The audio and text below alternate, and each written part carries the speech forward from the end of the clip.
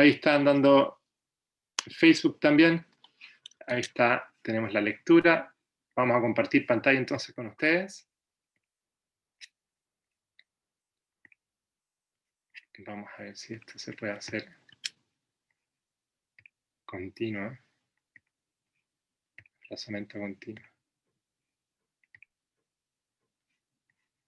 Más o menos, no se puede. Ya ver, y los puedo ver acá. Perfecto. Ya, bueno. Espero que estén todos súper bien. Qué bueno que se pudieron conectar. Y vamos a estar viendo entonces hoy día, digamos, la segunda iglesia de 7 que aparecen en el capítulo 2 de Apocalipsis. Bueno, la idea es que podamos ir leyéndolo, compartiéndolo, que tengamos tiempo para orar, como es un crece normalmente. Pero bueno, ahora todos juntos en este crece de verano. Le voy a pedir a la Janet si puede orar para comenzar. Por favor.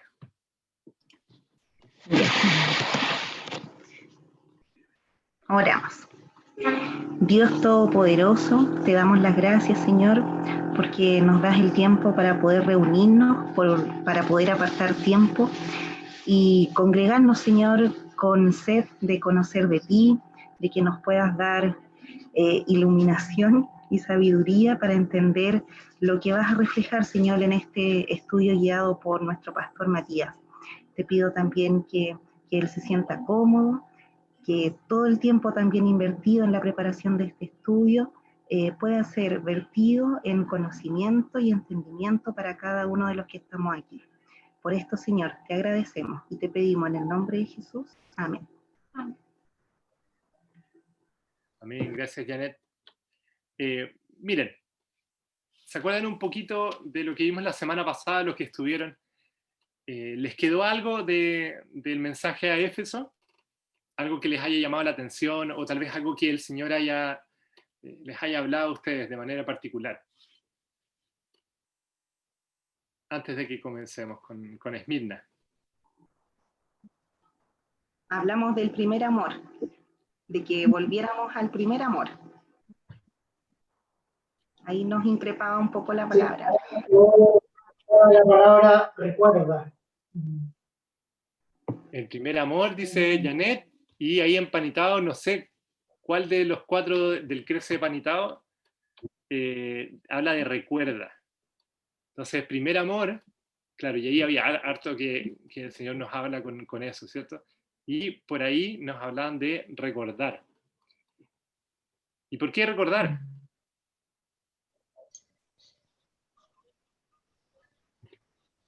Porque es fácil. Hola a todos. Hola, Vero. Yo anoté que recordar nos hace volver al primer amor, porque pues, recordar aquello que ha hecho Dios por nosotros nos hace volver a las primeras obras. Sí, cuando pensamos en de dónde salimos, lo que el Señor ha hecho por nosotros y en el fondo la obra del Evangelio, entonces recordamos quiénes somos realmente, con humildad, y nuestro corazón apunta hacia la cruz, agradecemos al Señor por su obra, y eso es maravilloso cuando uno vuelve a las primeras obras que podrían ser cuando uno está súper consciente, tan consciente de esa gracia en la que normalmente estamos viviendo, pero que al principio es algo que nos parece nuevo, y cuando recordamos el Evangelio, entonces volvemos a practicar así, pero es importante, no es solamente una cosa mecánica de hacer, decíamos, ¿cierto? Sino que es el primero el hecho de recordar quiénes somos, recordar lo que Cristo hizo, y eso es entonces lo que en nosotros va haciéndonos crecer y, ¿cómo se llama? Y apuntar hacia las obras que agradan al Señor, y que en el fondo es amar a Dios por sobre todas las cosas, que ese es el primer amor, y amar al prójimo como uno mismo, ¿sí? Hablábamos que el primer amor podía ser primero en tiempo, primero en espacio, primero como en orden.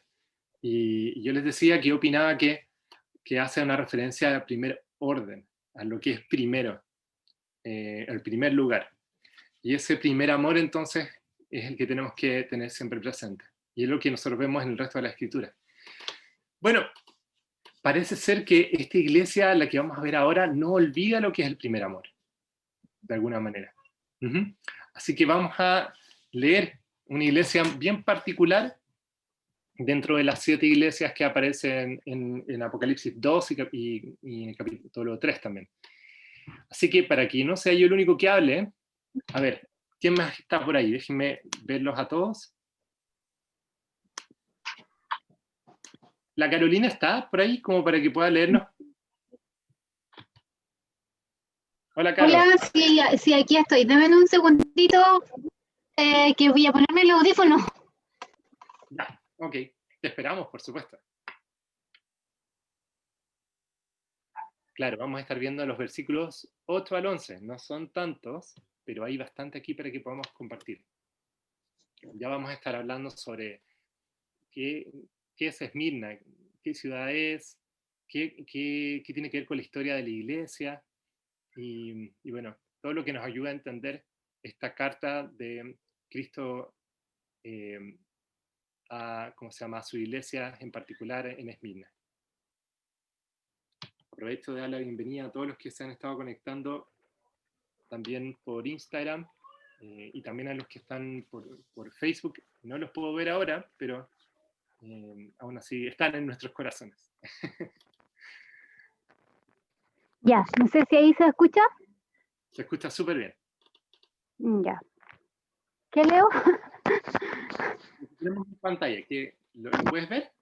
O si no, puedes buscar Apocalipsis 2, 8 al 11. Ya. Voy a leer aquí desde la pantalla. El mensaje de la iglesia, el mensaje a la iglesia de Esmirna.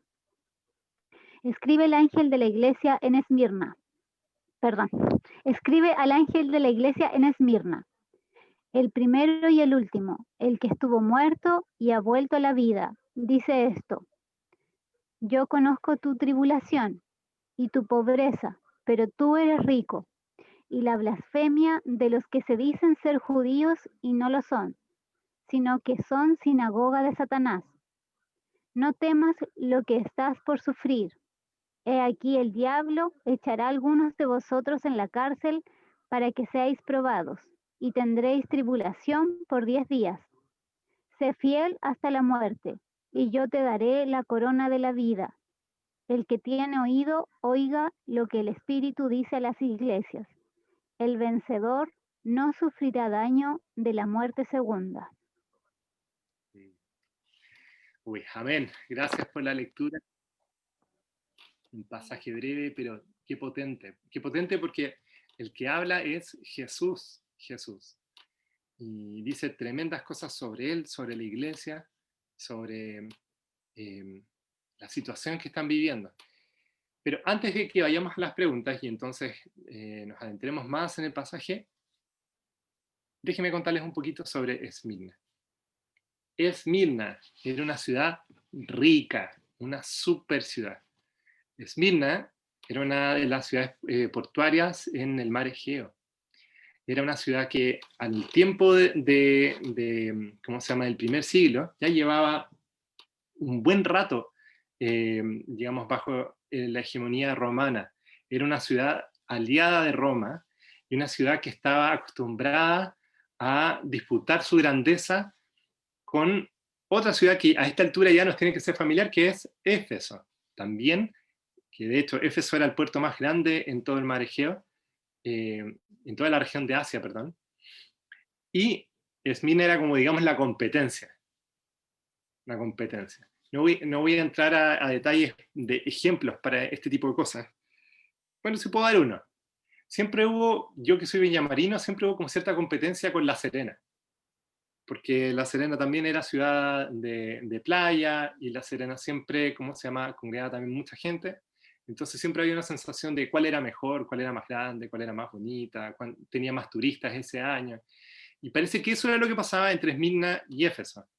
Pero si el fuerte de Éfeso era, digamos, la grandeza de la ciudad y del puerto, esta tenía un tremendo puerto también, pero lo más importante era su lealtad histórica a Roma.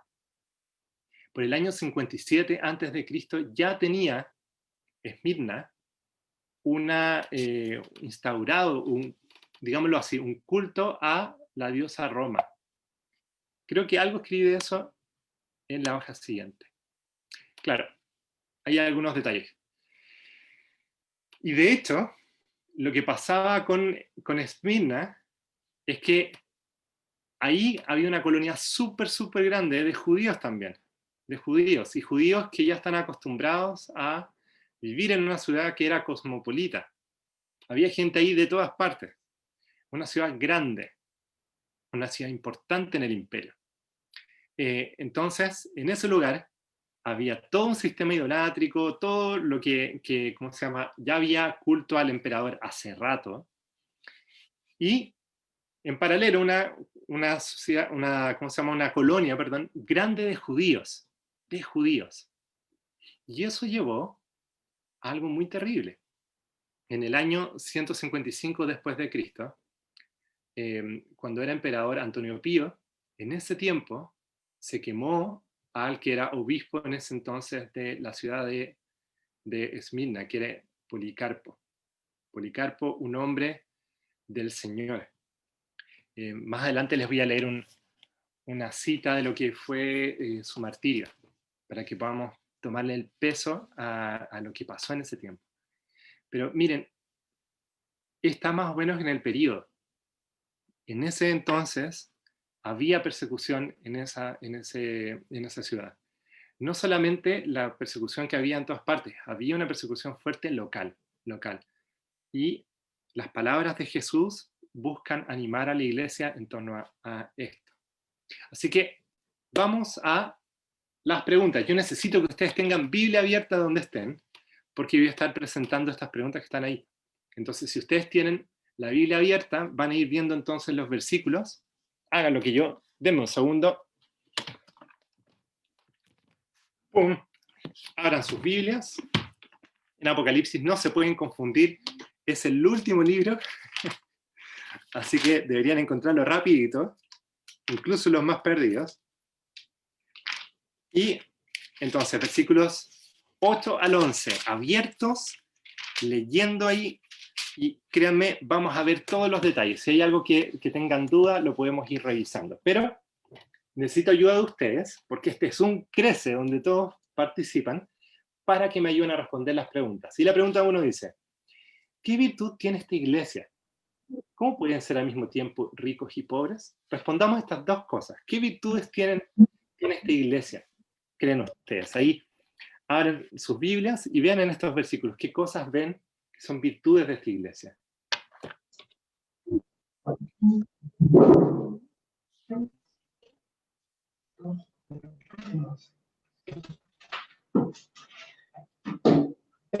Lo más probable es que eran pobres en cuanto a recursos, pero eran creyentes y tenían la salvación. Por lo tanto, en ese aspecto eran ricos, porque la salvación es algo que no se puede comprar con todo el dinero del mundo. Sí, ¿alguien que concuerde con lo que nos dice Fernán? Alguien que secunde, que levante la manito y diga, no, si yo estoy de acuerdo con lo que él dice. ¿Sí? ¿Por ahí? Ya, y veo unas cabezas claras. Yo creo que ese es el corazón de la virtud de esta iglesia. Bueno, es una iglesia fiel al Señor, es una iglesia que ha sido fiel en medio de un contexto de pobreza, y pobreza de la pobreza que se conoce en este mundo, pasando hambre, pasando dificultades por falta de trabajo. En ese tiempo, el ser cristiano era algo duro. ¿Por qué? Porque si tú eras cristiano, te desempleabas. Porque si tú eras cristiano, te podían llegar a quitar tus tierras. Si tú eras cristiano, te podían perseguir. Grupos te podían apedrear. Muchas veces en un matrimonio, uno se convertía y el otro abandonaba ¿cómo se llama? A su cónyuge, al convertirse. Porque no entendían, todo esto porque atrás hay una realidad espiritual, claro. Algunos son de Cristo y otros son de Satanás, pero hay una realidad espiritual, pero a nivel humano no se entiende qué es el cristianismo. El término ateo era aplicado en el primer tiempo justamente para los cristianos, estos que no tenían dioses, porque tenían uno solo. Entonces, ¿cómo esto de tener un solo Dios? Rarísimo. Entonces, era algo que se hacía. No se entendía mucho lo que hacían los cristianos. Los romanos pensaban, de hecho, que ellos tenían fiestas de amor, fiestas en las que hacían cosas tal vez indebidas, pero eran ¿cómo se llama? Las reuniones de amor en Cristo, donde oraban, donde se preocupaban unos por otros, donde alababan al Señor, nada que ver con lo que se circulaba. Pero todo eso provocaba que los cristianos tuvieran mala fama. Por lo tanto, perdían trabajos, perdían casas, perdían familias y quedaban solos, Entonces, el contexto de esta iglesia era un contexto de una iglesia pobre.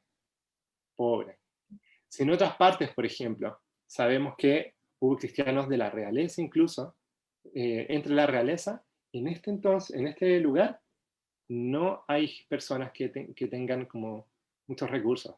Es una iglesia pobre. Pero lo que dice Cristo, porque esto es lo genial, no es palabra de Juan. Esto no es Juan inspirado diciendo algo que vaya a aportar a la iglesia, porque así entonces esa iglesia iba a soportar la dificultad y se inventó todo esto. No, es la palabra de Jesucristo, quien ha recibido toda autoridad en el cielo y en la tierra. Cristo que venció. Él es el que habla. De hecho, él dice justamente de sí mismo, que es el primero y postrero, y el que estuvo muerto y vivió. Y vamos a hablar un poco más sobre eso. Pero él está diciendo, tú eres rico, tú eres rica. La iglesia de Esmirna es una iglesia rica. Yo quería que habláramos de eso primero. ¿Hay algún lugar en la Biblia que a ustedes les recuerde a Jesús hablando sobre la verdadera riqueza y no la falsa riqueza? ¿Les suena alguna parte? Cuando dice hagan tesoros en el cielo, ¿eso? Eso, claro, justamente. Eso en Mateo 6, versículos 19 al 21. ¿Alguien lo tiene por ahí? Porque podríamos leerlo de inmediato. Tenía en mente 3 pasajes del Sermón del Monte, justamente, donde Cristo nos enseña, de alguna manera, como la ética del reino.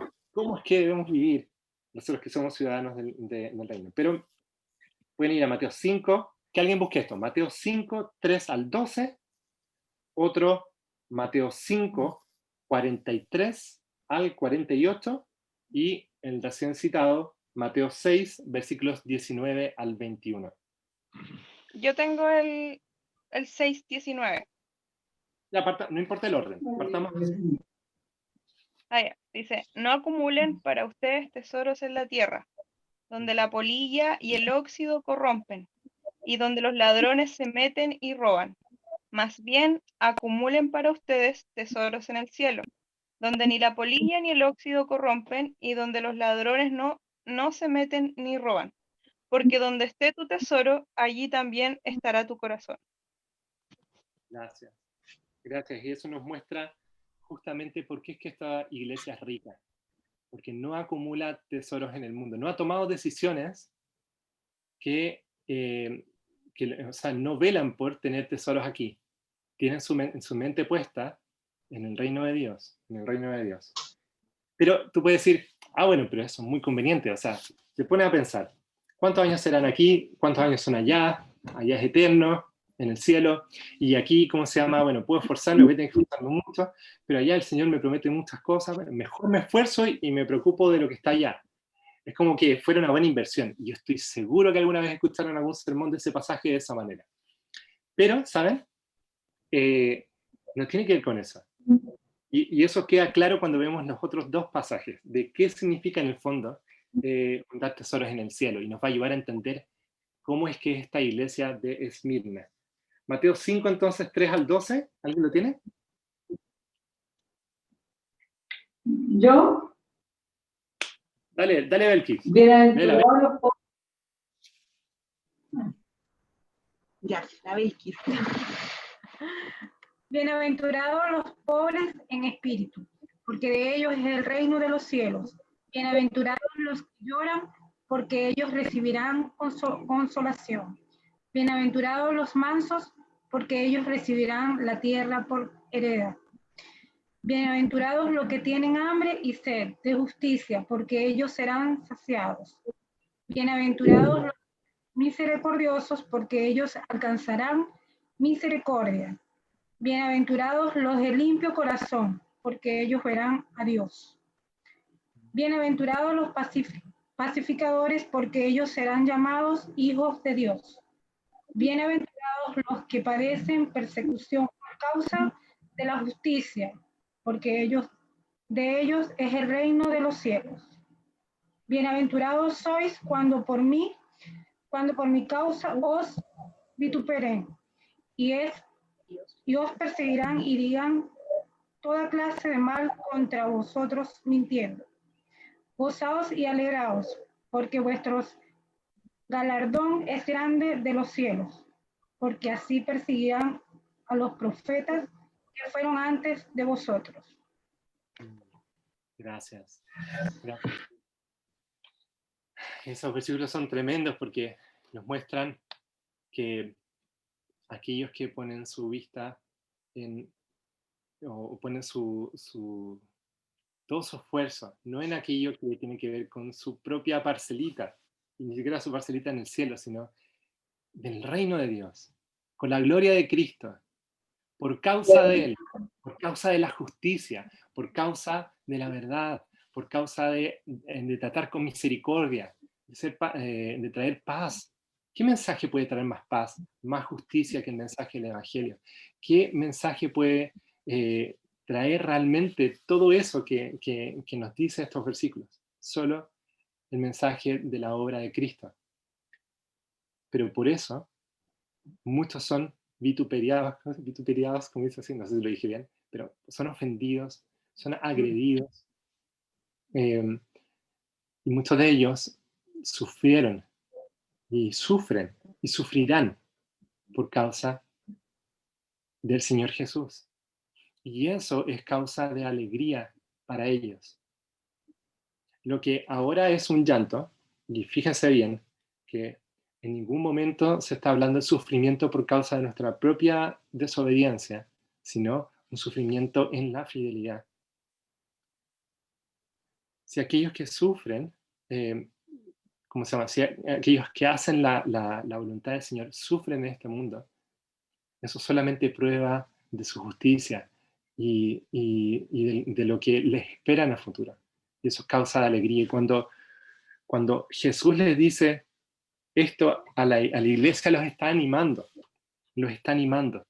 Yo conozco tus obras, yo conozco tu tribulación, tu pobreza, pero tú eres rico, no eres pobre.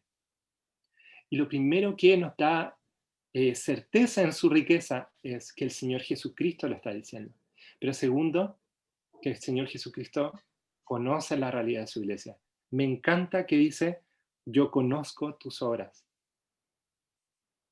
Está hablando de una iglesia que es fiel, una iglesia que camina en los caminos del Señor, que no teme a la persecución, que no teme al sufrimiento. Así que ahí está, pueden ser ricos y pueden ser pobres, pueden ser ricos y pobres. Amigos, es mucho mejor ser rico y pobre, ser rico espiritualmente y pobre en esta tierra. Y créanme, como lo vimos en Santiago, incluso el que tiene bienes de este mundo, él puede ser rico en el cielo. ¿De qué manera? Cuando reconoce que todo lo que tiene proviene del Señor y es para gloria del Señor, y es para beneficio de su iglesia, y es para usar esos recursos para que sea obvio y claro a todo el mundo que el dinero no es su Señor, sino que Cristo es el Señor. Si uno usa todo lo que uno tiene, todos tus recursos, tu tiempo, para declarar eso, estás declarando la soberanía del verdadero rey. Así que esa es la riqueza que realmente hay que buscar. La otra riqueza puede venir porque la tienes por familia, puede venir porque se dio de alguna manera, pero no es lo más relevante. Lo más relevante es, bueno, ¿cómo vives esta vida para declarar tu riqueza en el Señor? Tu riqueza en el Señor. Y eso es algo que nosotros hacemos al anunciar la gloria de Cristo, con nuestra vida y con nuestra boca. ¿Qué problema enfrenta esta iglesia? Es como rapidito de responder, pero ¿y qué problemas enfrentará? A ver, ¿qué me dicen?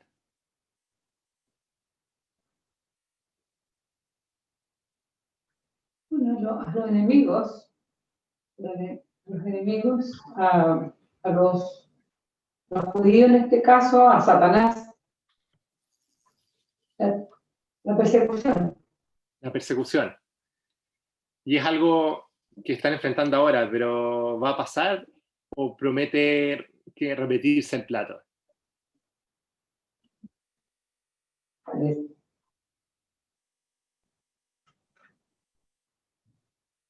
Va a venir más persecución. ¿Alguien entiende eso? Miren, ellos ya pasaron por pobreza, por sufrimiento. Lo más probable es que esta iglesia ya haya sido súper perseguida.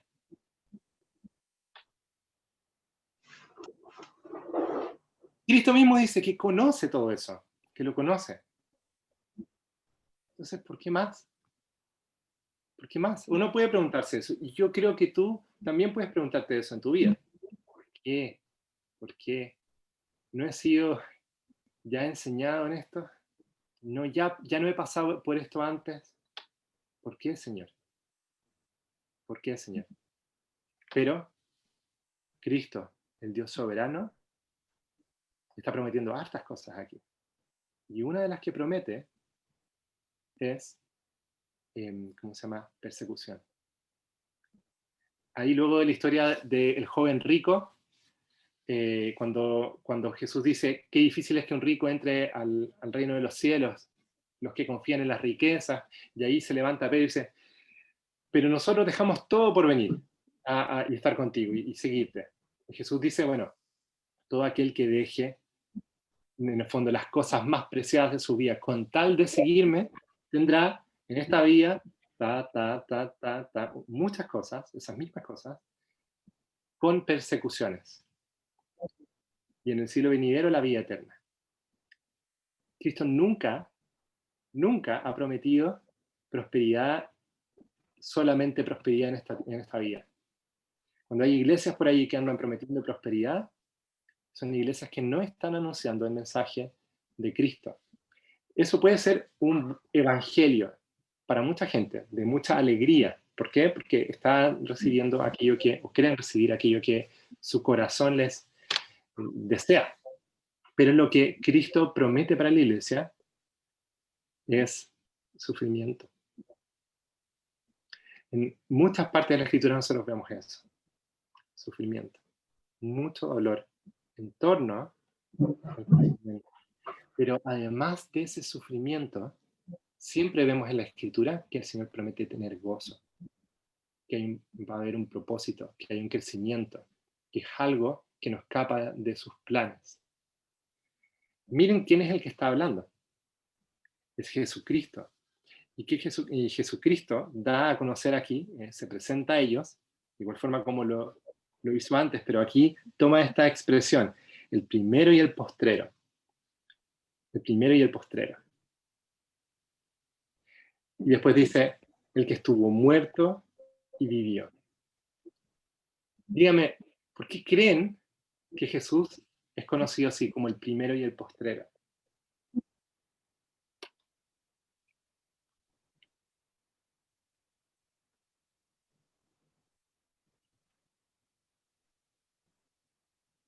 Voy a encender unas luces por acá mientras espero.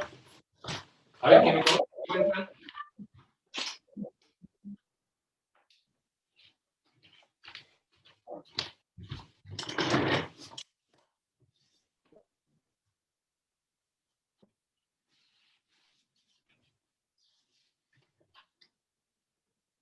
porque es desde el principio.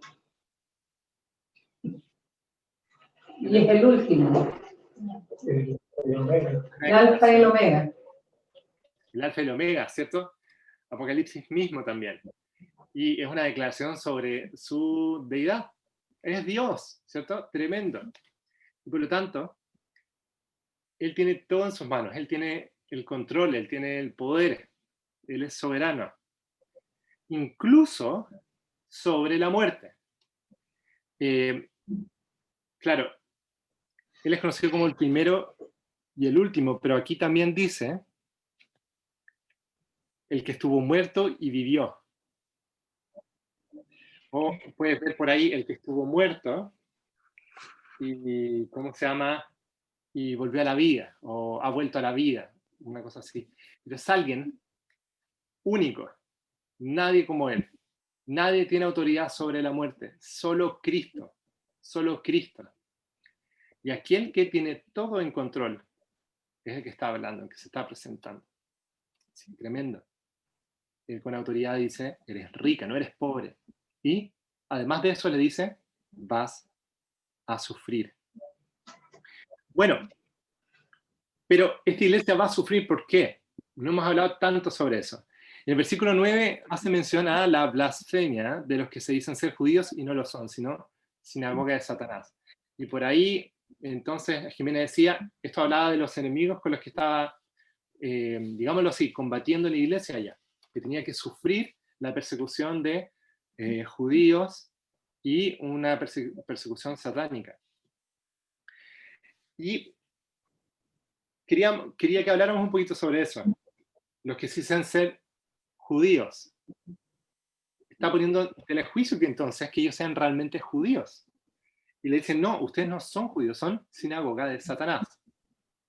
Sinagoga en el sentido como, piénsalo así, una iglesia, una reunión de gente, pero congregada no hacia Dios, sino que hacia Satanás. Yo me imagino en ese tiempo las sinagogas pomposas en una ciudad grande, no como tal vez podría ser una sinagoga, no sé, en Nazaret o en algún lugar chiquitito en alguna parte de Judea, sino que en Esmirna, una ciudad grande, una ciudad rica. Y ahí ellos, obviamente, muy felices con ¿cómo se llama? Viviendo sus vidas comerciando, pero también, ¿cómo se llama? Persiguiendo a la iglesia. Persiguiendo a la iglesia. ¿Quién es realmente judío? Digámoslo así, ¿quién es realmente judío? Y me estoy refiriendo a quién es realmente un hijo de Abraham, o quién es realmente del pueblo de Dios.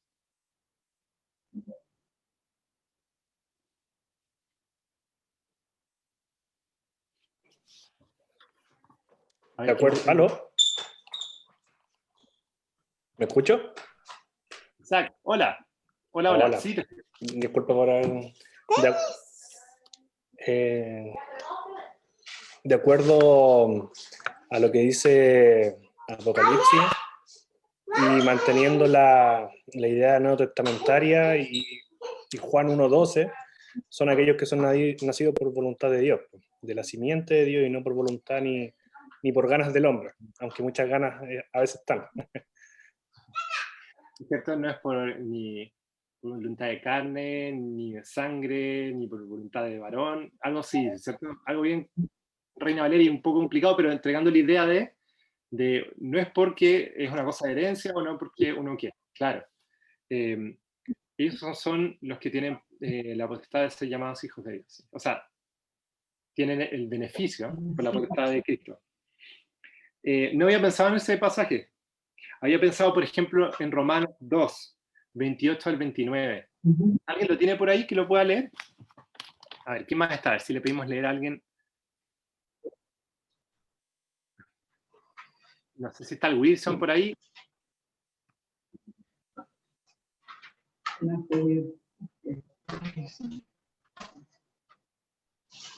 Le diría a la gente de Instagram, pero como que no va a resultar, se toque, no se va a leer. Va a aparecer escrito. Bueno, Alguien que lo pueda leer, por favor. Romanos 2, 28 al 29. Dice, Yo lo leo. Yo lo Pues- leo, pastor. Ya, vamos.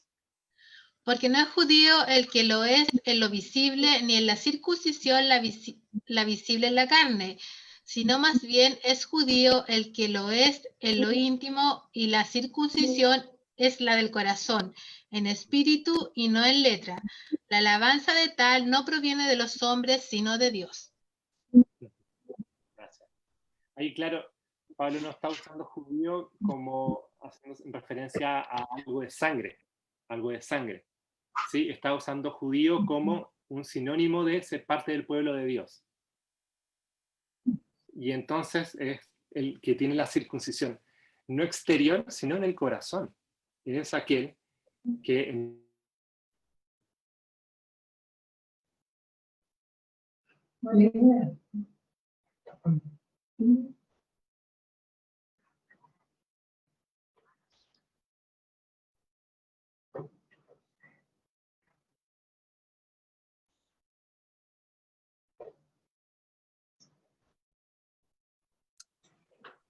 ¿aló?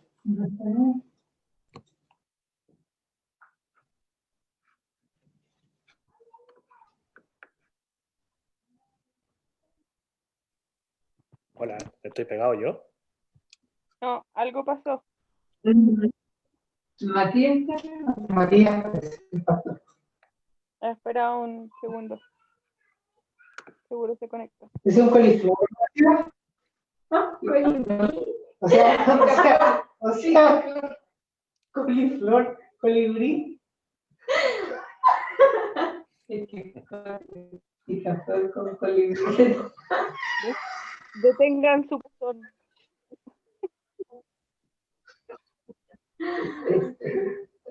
Veamos porque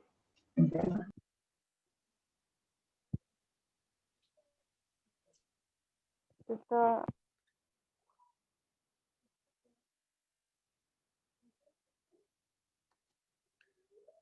Debe ser donde el pastor Matías no es judío.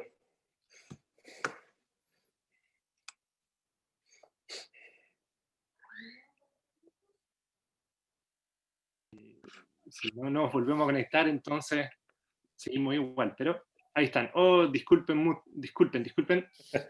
No sé qué fue, pero estoy feliz de verles las caras. Qué bueno que estamos ahí de vuelta. Ya. Gracias por la paciencia, estuvieron orando. ¿Qué hicieron por mientras tanto?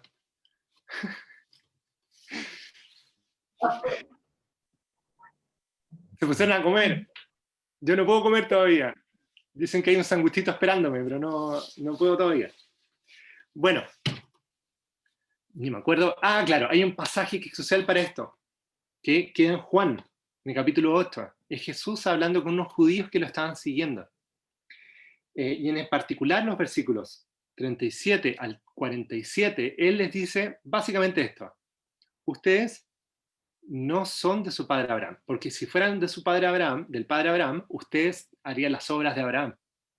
Y es curioso el uso, pero la obra de Abraham en el fondo es su reconocimiento de creerle a Dios. Y eso fue, se dice así, imputado como justicia. Dios dijo, te declaro justo. Te declaro justo. Y en el fondo es confiar en la promesa de Dios. ¿Y cuál es el cumplimiento de las promesas? Cristo mismo. Por eso Jesús les dice que lo amarían a Él. Lo amarían a Él, a Cristo. Lo seguirían a Él. Pero como no lo siguen, ellos no son del padre Abraham. Ellos son de su padre Satanás. Y aquí está. Nosotros no podemos reconocer como pueblo de Dios a personas que niegan a Cristo. De hecho, en Primera de Juan se nos dice que el anticristo o el espíritu del anticristo, en el capítulo 4 cuando dice que hay que probar todos los espíritus, lo leímos la semana pasada. ¿Cuál era? Bueno, más abajo lean. Dice, el que no crea que Cristo, ¿cómo se llama? Vino en carne en el fondo. Y un judío jamás iba a aceptar eso. Bueno, un judío, digamos, que no cree en Cristo, claro, uno que no se convierte. Así que aquí hay algo importante que podemos entender. Un judío que no cree en Cristo no es parte del pueblo de Dios. Si en el futuro él, escuchando la promesa que leen todos los años, vez tras vez, de la venida de un Salvador, entonces cree en Cristo, se convierte. Hola, sí, hacer todo. Pobrecito, pero venía con todo el ánimo, pero no. Si esa persona en el futuro se convierte, entonces sí, podemos decir, él es parte del pueblo de Dios. Pero el pueblo judío en sí es más como los que rechazaron al hijo en la parábola de los obreros que no obedecen a su señor y que matan incluso al hijo. ¿Qué es lo que iba a hacer el Señor de la tierra? Los iba a tomar, los iba a sacar y le iba a dar la heredad a otras personas, a otros trabajadores. Entonces debemos recordar eso porque hay parte del cristianismo que dice que el pueblo judío tiene algún rol especial. Nosotros no podemos aceptar eso de esta manera.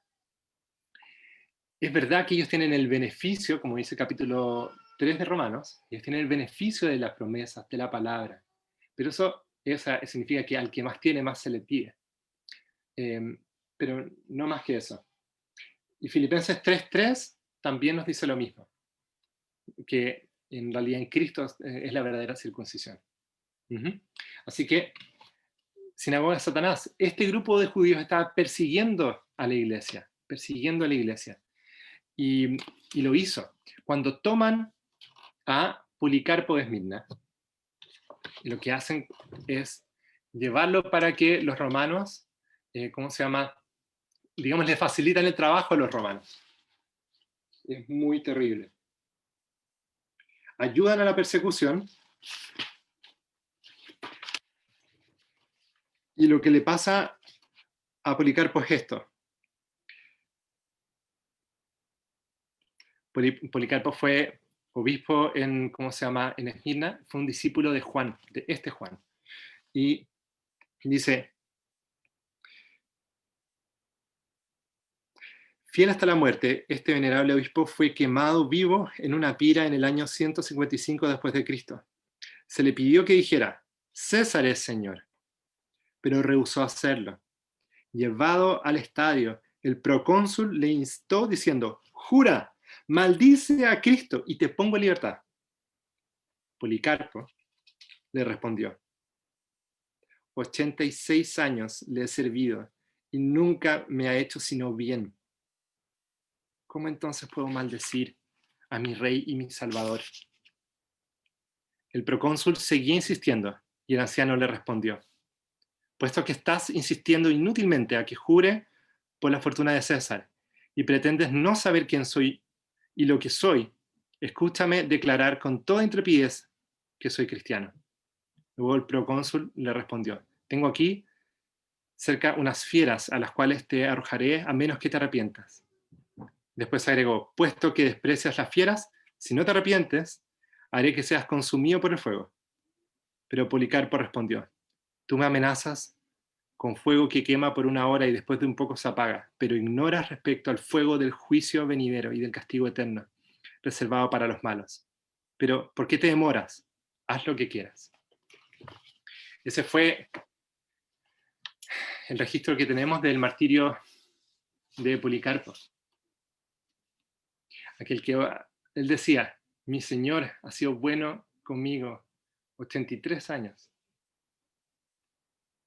Y él estaba súper consciente del fuego que venía. Y justamente eso tiene que ver con las promesas que recibe esta iglesia. La pregunta 3 dice, ¿por qué Jesús es conocido como el primero y el último? Pero después dice, ¿por qué eso es una buena noticia para la iglesia de Esmirna? Y es porque Él no solamente es el eterno hacia atrás, es el eterno hacia el futuro, Él tiene todo en control y Él hace promesas. Y así como promete sufrimiento, nosotros vemos en los versículos 10 y 11 que Él dice, no temas en nada lo que vas a padecer. He aquí el diablo echará a algunos de vosotros en la cárcel, para que seáis probados y tendréis tribulación por 10 días. Sé fiel hasta la muerte y yo te daré la corona de la vida.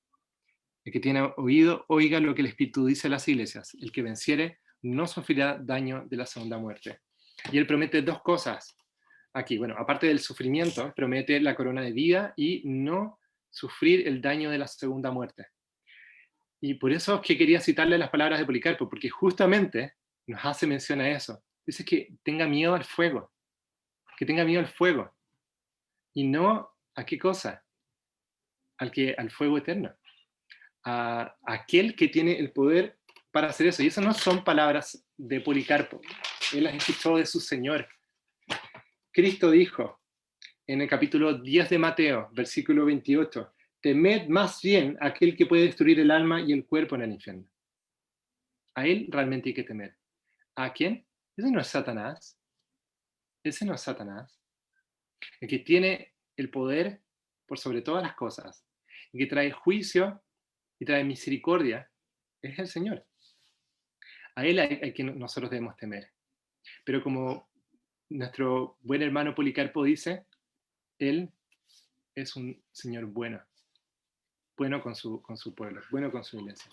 Y a pesar de que promete aquí sufrimiento, ¿de qué manera lo hace? Yo creo que aquí va a surgir alguna pregunta. Así que ayúdenme. En el versículo 10 dice que Satanás va a echar a algunos a la cárcel para ser probados y que van a tener tribulación por 10 días. ¿Qué piensan de eso? ¿Qué significa? ¿Qué creen? Hola Claudina, Lala. Tranquila, Yasna. Nunca pensé mal de ti. Bueno, puede ser, un poquito. ¿Qué piensan? ¿Por qué habla de estos 10 días?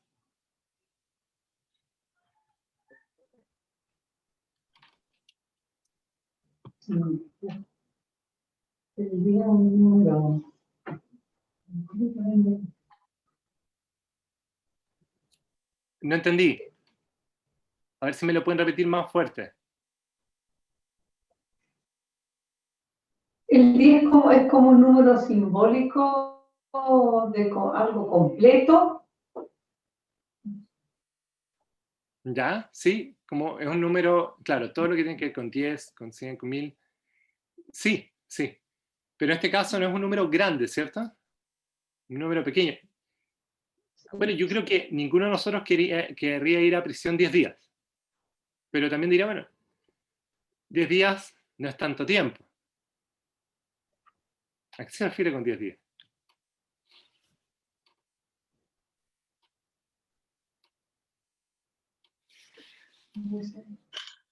¿Todos confundidos? No es tan simple. Pero miren, el Señor da un tiempo restricto, pequeño, acotado. Eso es lo importante. El Señor no dice, ustedes van a estar en la cárcel y tal vez salgan. No, dice, por 10 días. Es como Jimena dice, es un número simbólico. Pero hace alusión a algo acotado, algo acotado. Entonces no es como que van a estar ahí para siempre. Le dice, resistan. Ahora, en ese tiempo la prisión no era el castigo en sí. La prisión era algo que se daba antes del juicio. Antes del juicio. Y eso es súper interesante porque la gente iba a ser, algunos de ellos iban a ir a cárcel, iban a estar presos por un tiempo acotado, pero no se menciona nada sobre el juicio. En el juicio podrían ser encontrados inocentes, o que, o que tal vez, claro, lo que se dice de ellos es cierto, pero no digno de algún castigo mayor. O podría haber pasado todo lo contrario, y muy probablemente muchos de ellos, en juicio posterior a la prisión, fueron, ¿cómo se llama?, dieron con su vida, pagaron con su vida. Puede haber sido como Policarpo en el fuego, o pudo haber sido de alguna otra manera, con animales, etc. Entonces, aquí solo se está hablando sobre la prisión. Pero ¿qué palabras dice Cristo resucitado, Cristo, ¿cómo se llama? Glorificado. Él dice, sé fiel hasta que termine estos 10 días, sé fiel hasta que termine el problema, sé fiel hasta la muerte. Segundo. Fiel hasta la muerte. Y yo te daré la corona de la vida. La corona de la vida es como este juego con el que va y corre una carrera y se le da, ¿cómo se llama? La corona de laurel, esa que tienen todos en los Juegos Olímpicos. Pero aquí estamos hablando de la corona de la vida. Es el que vence, es el que está en victoria. Y miren lo que pasa después. Justamente el versículo 11 nos hace la misma mención. El que venciere no sufrirá daño de la segunda muerte. Ninguna referencia a, digamos, esta muerte temporal que podría llegar. Porque un cristiano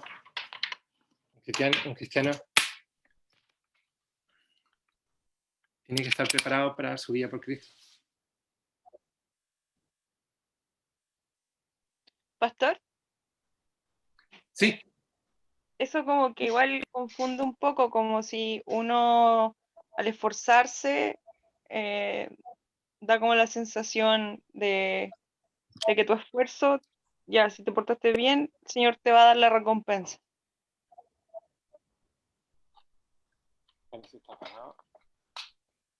¿Se escuchó? sí, perdón. Sí, estaba viendo un problema con el cablecito del computador. Sí, da la sensación un poco eso, ¿cierto? Si tú dices, bueno, es que el que se esfuerce, el que vence, y ¿cómo se llama? Y es el que alcanza. Bueno, siempre el que alcanza es aquel que el Señor llevó hasta el final. Nosotros no hablamos de, ¿cómo se llama?, de nuestra propia capacidad de alcanzar, ¿cómo se llama?, el reino de los cielos. No, es el Señor el que a nosotros nos preserva. Es el Señor el que preserva a la iglesia para que la iglesia sea victoriosa, para que ande en sus obras, porque puede decir que el Espíritu Santo comienza la obra en un creyente y la lleva a su término, a su feliz término. Cuando por fin podamos decir que al verlo cara a cara, podamos declarar que somos como Él, en el sentido de que nuestro carácter ya no va a ser el del pecador, ya no va a ser el pecador, va a ser Cristo que va a ser formado en nosotros. Eso es por obra del Señor. Pero siempre el está llamado a esforzarse. Por lo tanto, la palabra esfuerzo a nosotros no nos tiene que cohibir. No porque nosotros digamos, no, nosotros creemos en la salvación por gracia, vamos a dejar de considerar la palabra esfuerzo. Está presente en la Escritura siempre. Y es buena. Es buena. Pero eso es fruto del Señor en nosotros. Y créanme, la perseverancia es una marca del cristiano. El cristiano persevera. El cristiano no, ¿cómo se llama?, no se rinde al pecado. Puede tropezar, puede caer, pero se va a arrepentir, va a buscar al Señor, va a dejar las idolatrías para volverse a Cristo. Eso es algo que el cristiano va a hacer. Y puede ser que tal vez tú estés luchando con muchas cosas que dices ahora, es imposible para mí. O yo soy un miedoso, yo jamás podría hacer lo que Policarpo hizo. Puede ser. Tienes el caso de buenos ejemplos de la Biblia de eso mismo. Hombres que tenían la convicción de que jamás iban a dejar a Jesús.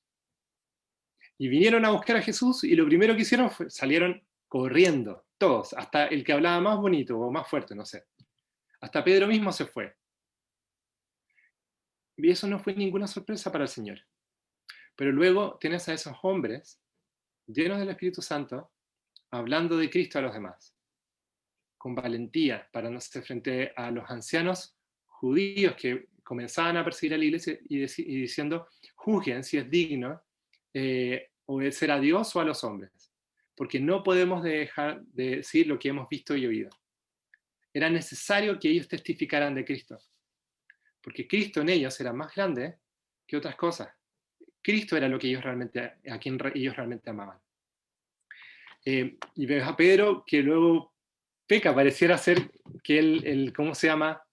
Negara sus convicciones cuando se sienta con los judíos y no se sienta con los gentiles, y Pablo lo reprende. No eran hombres perfectos, sin embargo, eran fieles al Señor y el Señor los estaba preservando. Por eso podemos decir que debemos esforzarnos en nuestra salvación con temor y temblor. ¿Pero por qué motivo? Porque es Dios quien pone en nosotros tanto el querer como el hacer por su buena voluntad, por su buena voluntad. Entonces, no tengamos miedo a decir, sí, debemos esforzarnos, y sí, es el que llega al final de la carrera, aquel que el Señor, ¿cómo se llama?, recibe. Pero eso es por gracia, eso es por gracia. Y ninguno de lo que los vayamos a lograr va a haber mérito ni uno. Eso sobra del Señor. Por lo tanto, tú y yo podemos pedir que el Señor nos fortalezca.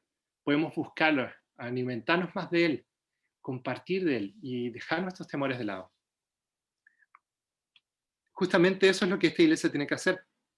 No temer por aquello que va a padecer. Tal vez tú no tienes persecución en este caso, pero estás complicado luchando contra tu propio carácter, con cosas así. Y tú dices, imagínate, estoy luchando contra eso y voy a resistir a la persecución. Bueno, el Señor nos llama a algo más grande, por lo tanto Él nos apoya en aquello que parece ser más pequeño. El Señor te puede apoyar para que tú luches, ¿cómo se llama?, en tu vida diaria, en las dificultades que enfrentas. Y esta iglesia está llamada a, entonces, estar firme, porque la promesa estaba en manos de aquel que murió, pero vive. Y me encanta porque si ustedes ven la forma en que Cristo se presenta a cada una de las iglesias, de las 7 iglesias, se van a dar cuenta de esto. Siempre tiene que ver con el mensaje que está hablando. Y aquí les dice a ustedes, tienen que resistir porque viene mayor persecución. Pero quien está hablando es aquel que murió y vive. Aquel que tiene poder. Aquel que es la resurrección y la vida. Soy yo quien está prometiendo. Ustedes pueden y van a vencer. Miren, dice, el que venciere no sufrirá el daño de la segunda muerte. ¿Qué es esto? Esto se va, o sea, yo ya soy testigo de cómo se ha perdido, de cómo he perdido, ya estoy más débil, estoy más viejo, me duele, ¿cómo se llama?, la espalda, etc. Es obvio que el cuerpo y la juventud, la mente se va. Nuestros esfuerzos aquí, tantas familias que constataron eso, tristemente, con los incendios en la zona central. Los esfuerzos aquí se pueden ir así. Pero hay algo que realmente permanece para siempre. Y es la obra del Señor en su reino. Ahí nosotros debemos poner nuestros ojos. Ahí. Escuchaba a una mujer que hablaba sobre los incendios y decía, bueno, las cosas materiales se pueden recuperar. Y sí es cierto. Y sí es cierto. Y nosotros podemos declarar lo mismo, claro. Pero es más que eso. Es que incluso cuando tú haces mención a la familia, cuando tú haces mención a tu propia vida aquí, ¿eso se puede perder? Claro que sí. Sufrimos, tenemos pérdidas familiares. Pero hay una cosa que realmente no se pierde, y es la vida eterna. Que Cristo alcanza para su iglesia. No hay nada más. No hay nada más. Eso es lo que nosotros podemos velar para que otras personas puedan conocer. Es lo que podemos anunciar. Hay tanta, no sé, digamos, contracultura occidental en nuestro tiempo, ¿cierto? Volver a lo holístico, volver a lo natural, volver... Hay algo de verdad en eso, porque hay un cierto sentido de que lo que estamos viviendo, no. Que hay algún problema en las cosas materiales, en el trabajar para acumular o para satisfacer simplemente deseos. Y entonces todos estos movimientos vuelven como a lo natural, vuelven a este tipo de cosas. Y puede ser que en lo que ellos hayan visto haya algo de verdad. Pero hay una sola cosa realmente que vale la pena, por la cual vale la pena dar la vida. Y ese es Cristo. Es nuestro Señor Jesucristo. Y vale la pena. Él la dio por nosotros. Él la dio por nosotros. Déjenme ver la hora. Sí, estamos más o menos pasaditos, pero voy a cambiar esto de lado para poder ver las preguntas bien. Creo que de alguna manera hemos hablado harto del sufrimiento, pero quería tal vez terminar recordando lo que menciona la pregunta 3. Y que me ayuden con eso, a ver si alguien puede leer 2 Corintios capítulo 8, versículo 9.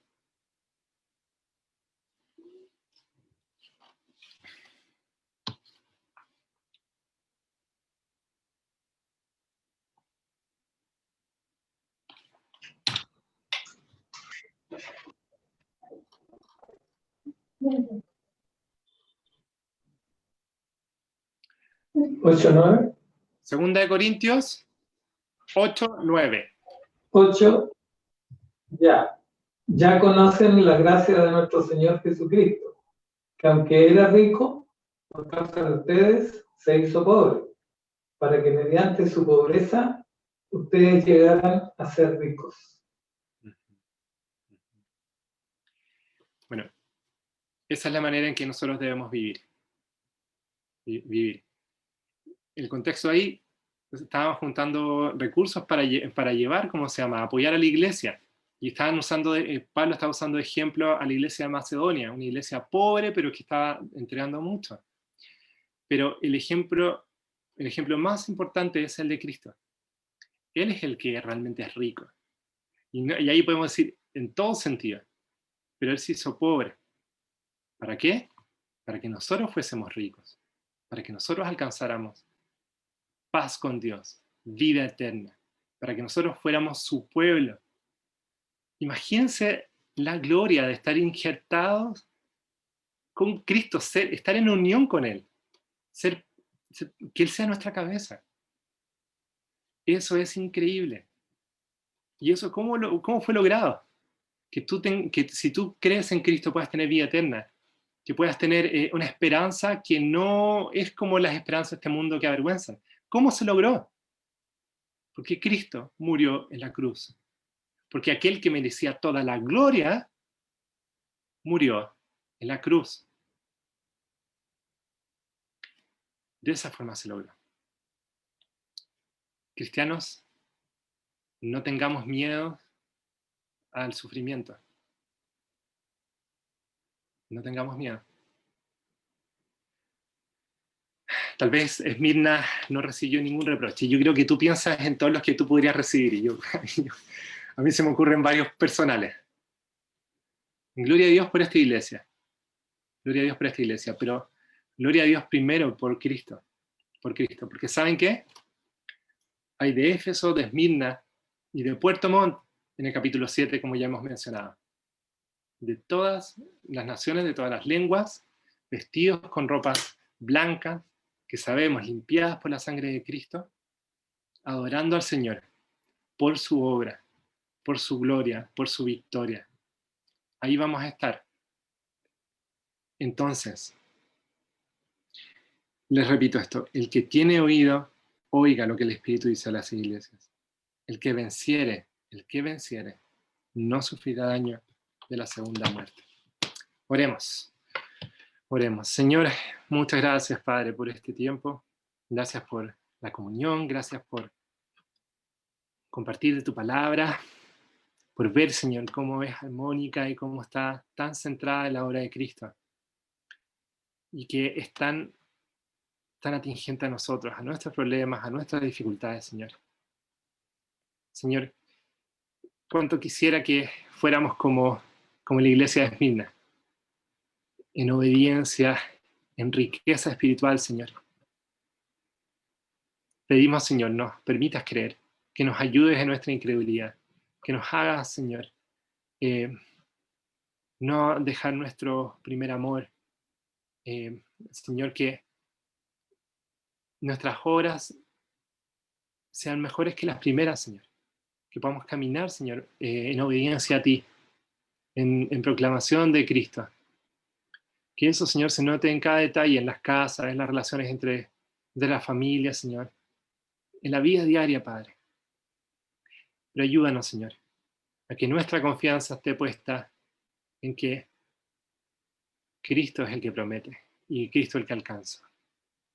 Por lo tanto, no tenemos que tener miedo a lo que enfrentemos, sea COVID, sea persecución, sea lo que sea, Señor, que venga para adelante. Podamos estar fieles, Señor, a ti y a tu palabra, unidos como iglesia, Señor, y expectantes, Señor, de ver tu mano actuar en nuestra vida. Lo pedimos en el nombre de Jesús. Amén.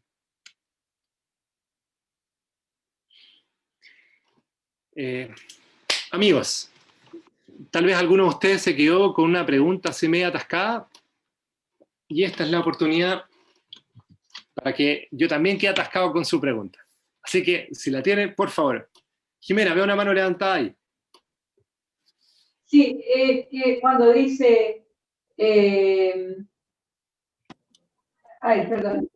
Satanás o que el diablo dice no tengan temor de las cosas que no. Aquí que el diablo va a echar a alguno de ustedes en la cárcel, ¿habla de Satanás mismo o habla del emperador? ¿En qué sentido lo dice? Sí, es Satanás mismo. Satanás mismo.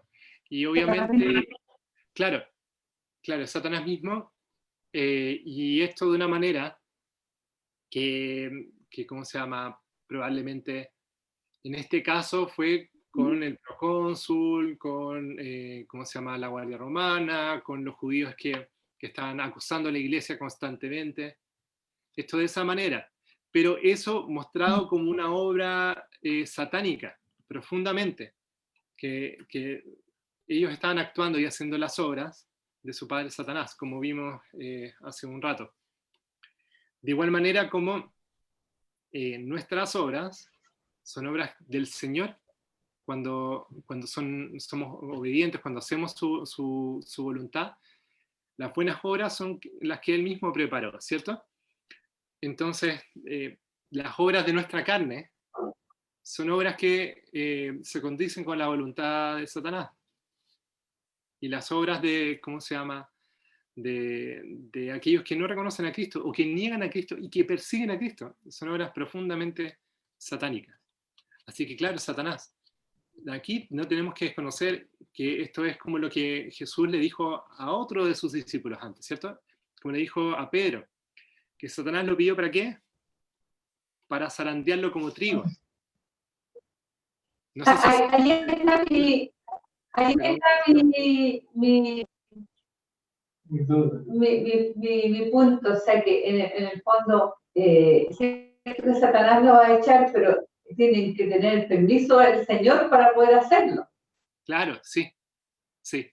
Y nosotros lo vemos aquí, bueno, en el capítulo 1, claro, con toda la autoridad de Cristo, y aquí diciendo que Él conoce lo que va a pasar. Le dice, no temas lo que vas a sufrir. No temas. El diablo te va a echar a la cárcel. Ya, algunos de ustedes. Pero tengo promesas para ustedes. Entonces, Dios está en control sobre todo. Cristo está mostrando ese control. Pero, claro, es obra de Satanás. Pero, de nuevo, claro, yo sé que eso lo tienes súper claro, pero para que todos puedan escuchar, la obra de Satanás no es una obra que enfrenta a Dios de igual a igual. Es Dios soberano, ¿cierto? Y entonces Satanás no puede hacer nada que vaya fuera de su voluntad. ¿Y vas a preguntar algo más, parece? ¿Quería hacer eso?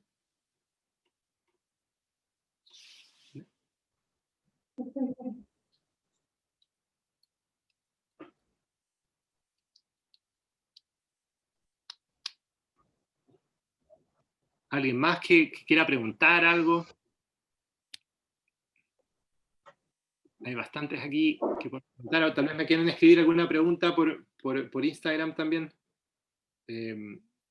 Tristemente no puedo ver Facebook al mismo tiempo.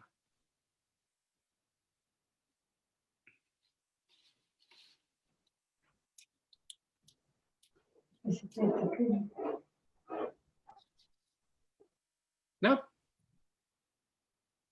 ¿No? Bueno, amigos, ya son las 9:50 más o menos, si no me equivoco. 9:50. Así que vamos a ir terminando. Quiero darles las gracias por estar presentes. La próxima semana, no se ve muy bien ahí, pero tienes que saludar con las dos manos. El que va a estar, ¿cómo se llama? Dando el tema va a ser Fernán, que está por ahí empanitado. Si puede saludar así, para que lo vean.